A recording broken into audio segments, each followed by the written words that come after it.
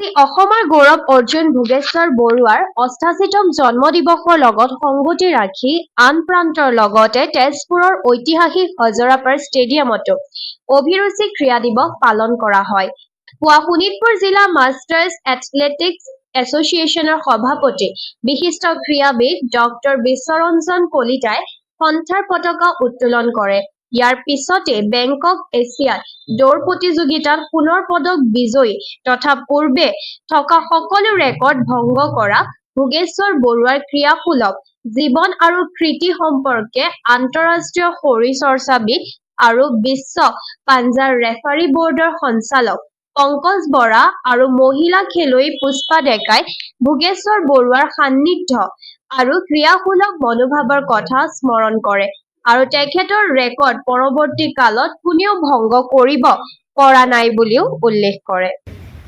অৰ্জুন ভোগেশ্বৰ বৰুৱাৰ জন্মদিন 1937 চনৰ এই 3 ছেপ্টেম্বৰতে তেওঁৰ জন্ম হৈছিল।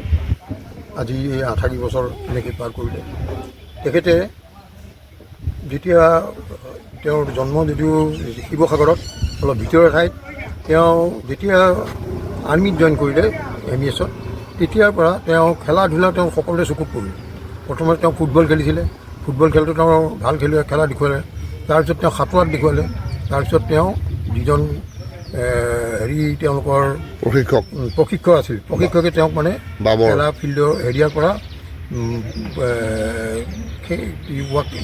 সাঁতুৰি থকাৰ পৰা তেওঁক নি পেলাই দৌৰৰ কাৰণে ভাল হ'ব বুলি তাত দিলে।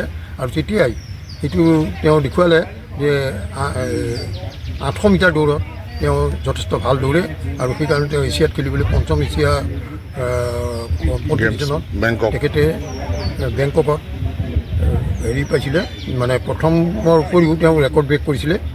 সেইকাৰণে তেওঁ আমাৰ চৰকাৰেও তেওঁক অৰ্জুন বঁটাৰে সন্মানিত কৰিছে।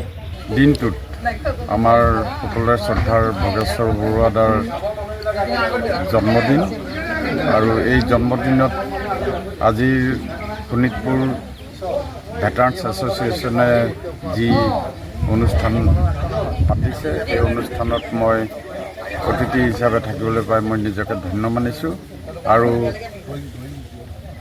আমাৰ ভোগেশ্বৰ বৰুৱাদেৱৰ সুস্বাস্থ্য কামনা কৰিছোঁ।